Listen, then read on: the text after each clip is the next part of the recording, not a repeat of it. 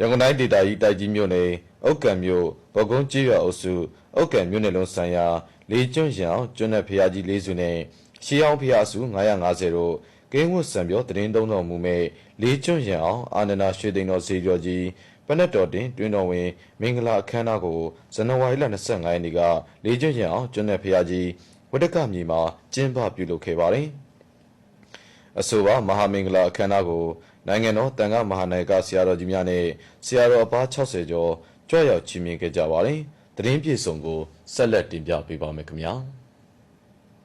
လေးကျွန်းရံကျွန်းနယ်ဖျားကြီးလေးစုနဲ့ရှေးအောင်ဖျားစု950တို့ကိန်းဝတ်စံပြောသတင်းသုံးတော်မူမဲ့လေးကျွန်းရံအာနန္ဒာရွှေသိန်းစီရီတော်ကြီးပနက်တော်တင်တွင်းတော်ဝေမဟာမင်္ဂလာအခမ်းအနားကိုပြည်တော်စုသမ္မတမြန်မာနိုင်ငံတော်တန်ခါမဟာနာယကအဖွဲ့ဒုတိယဥက္ကဋ္ဌကျွေးဖို့ဆရာတော်မြကြီးနားဆရာတော်အမှုထားတဲ့နိုင်ငံတော်တန်ခါမဟာနာယကဆရာတော်ကြီးများဦးဆောင်ကယတနာပနက်တော်တင်တွင်းတော်ဝေမင်္ဂလာအခမ်းအနားကိုပြုလုပ်ခဲ့တာဖြစ်တယ်လို့သိရပါတယ်။ဒီအခမ်းအနားမှာ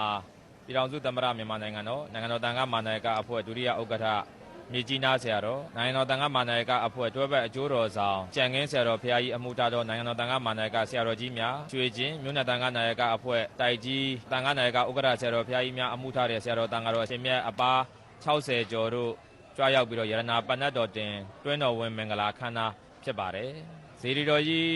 တိဆောက်ရတဲ့ရည်ရွယ်ချက်ကတော့တိုင်းပြည်မှာကြာရောက်နေတဲ့အန္တရာယ်မျိုးမျိုးကနေကင်းဝေးစေရန်ရည်စိတ်တမ်းပြီးကံမှာလေးကျွန်းရံအောင်ကျွန်းနဲ့ဖရာကြီးများကိုဖရာကုံတော်တွေပွားများပြီးတော့အန္တရာယ်ခတ်သိမ်းနေကင်းငြိမ်းစေရန်ရည်စိတ်တမ်းပြီးကံမှာဒီကျွန်းနဲ့ဖရာကြီးများကိုတိုင်းပြည်အေးချမ်းမဲ့အတိတ်နမိတ်ဆောင်လေးကျွန်းရံအောင်ဆိုပြီးတော့ဘွဲတော်သမုတ်ပြီးကံမှာတိဆောက်ခြင်းဖြစ်ပါတယ်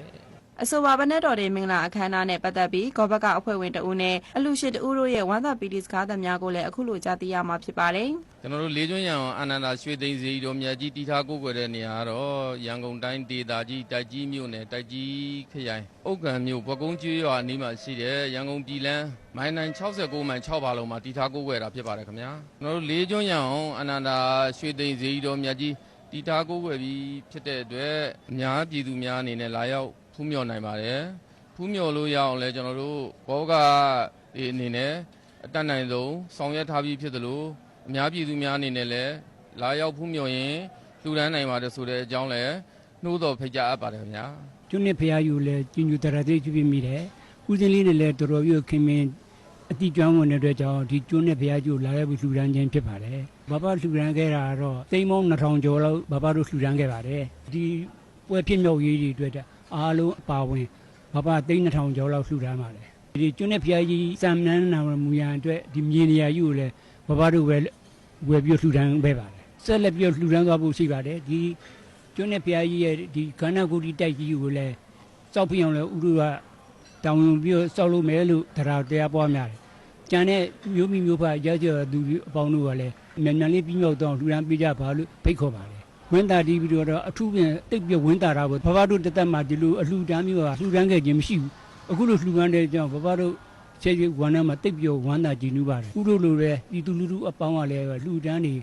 လက်ကြောလှူဒန်းနိုင်ကြပါစေလို့ဆုတောင်းပါတယ်လေကျွန်းရံကျွန်းနယ်ဗုဒ္ဓရုပ်ပွားတော်မြတ်ကြီးတွေကိုပြုခေဗကံကိဟံပုံတတန်းထုစစ်ပူဇော်ထားရှိပြီးလက်ရှိမှာ22ပေအရွယ်ရက်တော်မူတစု9ပေအရွယ်ထိုင်တော်မူတစု6ပေအရွယ်ထိုင်တော်မူတစုတို့ကိုထုစစ်ပူဇော်ထားရှိပြီး73ပေအရွယ်ရက်တော်မူတစုကိုထုစစ်နေစေဖြစ်တယ်လို့လည်းသိရှိခဲ့ရပါတယ်ရှင်။